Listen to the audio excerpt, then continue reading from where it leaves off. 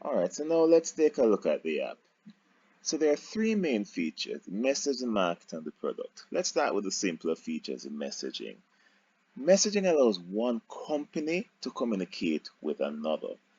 The sending company is the company that is associated with the user that's logged in. To send a message, the user clicks new message, then selects the company, types in the title and the body, and then clicks send. Of course, the user, once they send, they can either view the message or delete the message. Bear in mind that once you delete, the delete will be done locally. You can't delete the other person's message. They've already received it, and it's their message to decide what to do with it. Now, the market allows all users of the StackOpen network to see activities that have been posted. A company can post a product that's available or a need.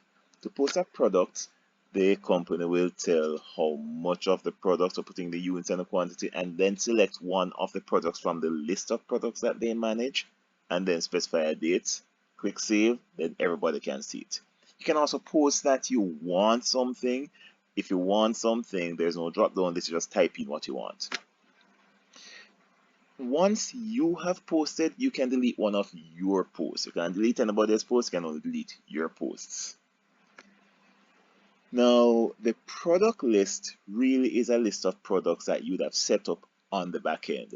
So the user I'm using now is associated with a potato farm, and they have two products, one to tie to the potato farm, the other one that's tied to potatoes, the products that they will be selling.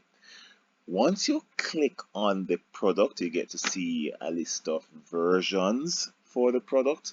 Click on the version, you get to see a list of batches. Click on the batches, you click to see the steps through the batches. Now, the steps are color coded. I'm actually switching to a different product to make that point. So if there are more than one hazards on the product, we're putting it in red, so you want to eyeball it carefully. If there's only one hazard, we put it in amber. So kind of like at a traffic light, you can interpret amber as be careful. And then the rest will be green, or we may put it in blue. Now, once you click on the step, then you get to enter the risk, indicate whether it's a low risk, a medium, or high risk.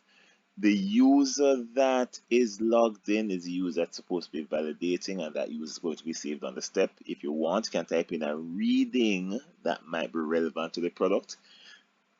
You also will have a set of hazards that have been set up from the back end.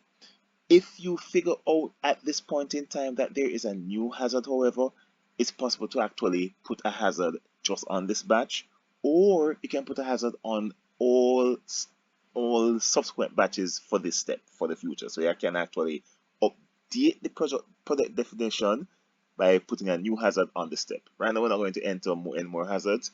We're just going to check the boxes.